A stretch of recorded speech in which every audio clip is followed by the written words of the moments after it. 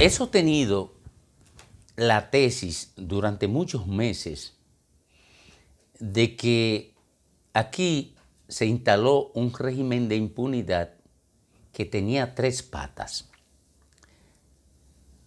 El Ministerio Público, como órgano llamado a perseguir el delito y el crimen.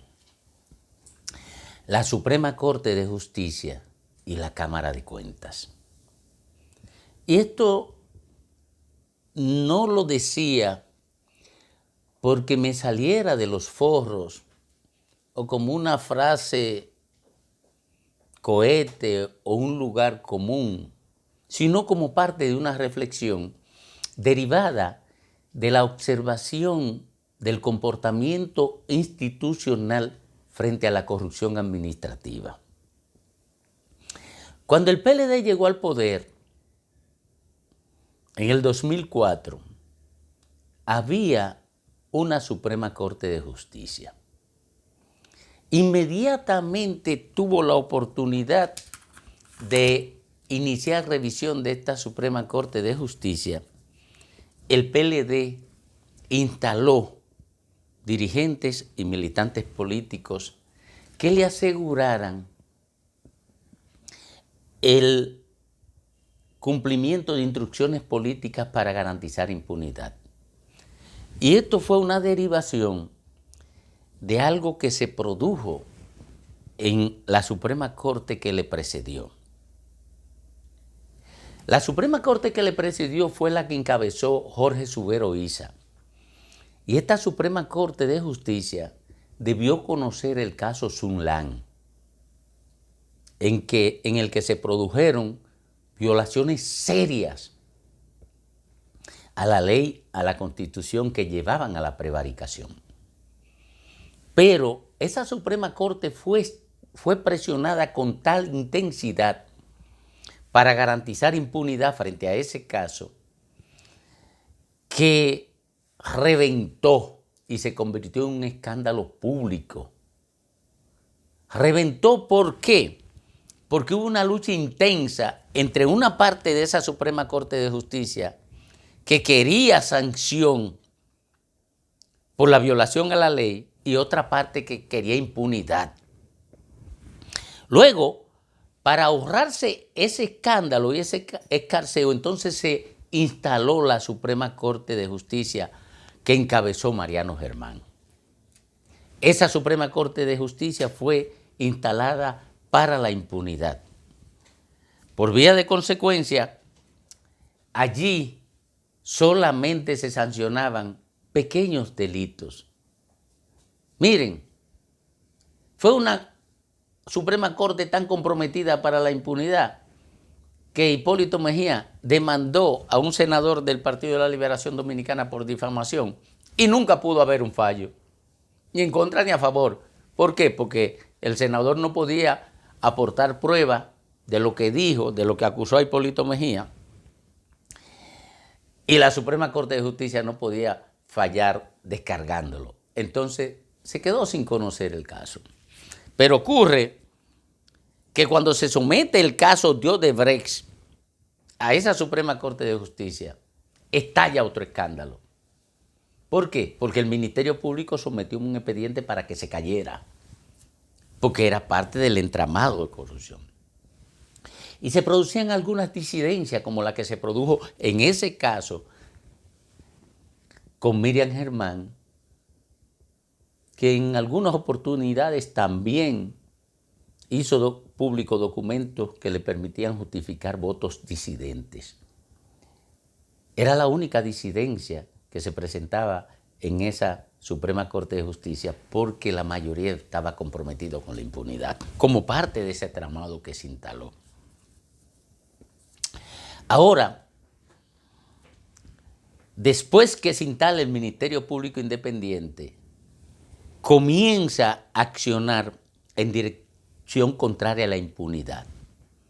Y al accionar en dirección contraria a la impunidad, va contra expresiones de la instalación de la impunidad, como es el caso de la Cámara de Cuentas. Y abre una investigación, pero la Cámara de Cuentas tiene jurisdicción privilegiada. Y esta jurisdicción privilegiada la sitúa en la Suprema Corte de Justicia. Y antes de continuar con este análisis, con este relato, yo quisiera pedirle a ustedes que se suscriban a este canal para que ampliemos esta comunidad reflexiva que vaya más allá de lo obvio. Sí, suscríbase y déle a la campanita de notificación.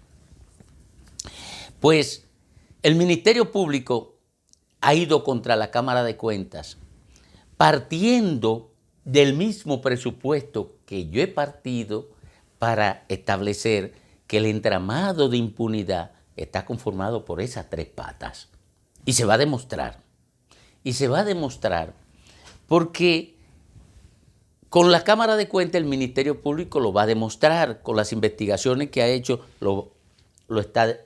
parece que lo va a demostrar, porque en el allanamiento el director del PECA, Wilson Camacho, ha dicho que se han encontrado miles de documentos que prueban o que definen indicios de acciones que trastornan el contenido de auditorías practicadas por la Cámara de Cuentas, con la intención de proteger acciones de corrupción cometidas por titulares de distintas instituciones del Estado. Y eso implica que hay un proceso penal contra la Cámara de Cuentas. Y ese proceso penal lo tiene que llevar a cabo la Suprema Corte de Justicia. ¿Qué significado tiene esto? Que el juicio a la Cámara de Cuentas va a someter a prueba a esta Suprema Corte de Justicia. La va a someter a pruebas en el sentido de establecer si sigue comprometida con la impunidad o va a accionar en la dirección que está accionando el Ministerio Público para romper el entramado de impunidad. Y eso es lo que tenemos que esperar, esta prueba, porque ya creo que se han producido suficiente cantidad de hechos en el ámbito judicial, en el ámbito del Ministerio Público y en el ámbito de la Cámara de Cuentas para establecer la complicidad de estos tres estamentos con la impunidad hasta que se nombró el actual Ministerio Público. La degradación institucional de República Dominicana alcanzó máximos niveles. Y eso expresa que un órgano que difícilmente se compromete con acciones como la que se le imputan a la Cámara de Cuentas en cualquier parte del mundo, haya caído en ese punto en que ahora se sitúa a esa Cámara de Cuentas. Ya no es el caso de reventar una Suprema Corte de Justicia por cooptar un sector para que proteja la impunidad y otro para que ataque el delito. Se trató de institucionalizar la fiscalización para ponerla al servicio de la corrupción. Sí, al servicio de la corrupción como un entramado de impunidad. Y ahora parece que llegan los tiempos en que comienzan a ponerse las cabezas en el lugar que deben estar. Ciertamente, la única conclusión ahora, en principio, es que este hecho va a someter a prueba a la Suprema Corte de Justicia. Vengo con otro análisis porque recuerden que yo he advertido que se abriría una guerra entre la Suprema Corte de Justicia y el Ministerio Público. Sí, busquen los contenidos en este canal y eso lo vamos a analizar en el próximo video. Muchísimas gracias. Recuerda invitarlos al live que haremos mañana a las 8 de la noche. Bueno, mañana a las 8 de la noche me dice Atanael, que es el director técnico de esto, haremos nuestro primer live. Interactivo, donde tú vas a estar analizando temas que te proponga. Y él que decide el modelo me está explicando que ustedes me van a hacer preguntas, me van a hacer planteamientos y yo voy a interactuar con ustedes sobre la base de esas preguntas, de esos planteamientos y vamos a analizar la realidad de República Dominicana, ustedes y yo. Muchísimas gracias.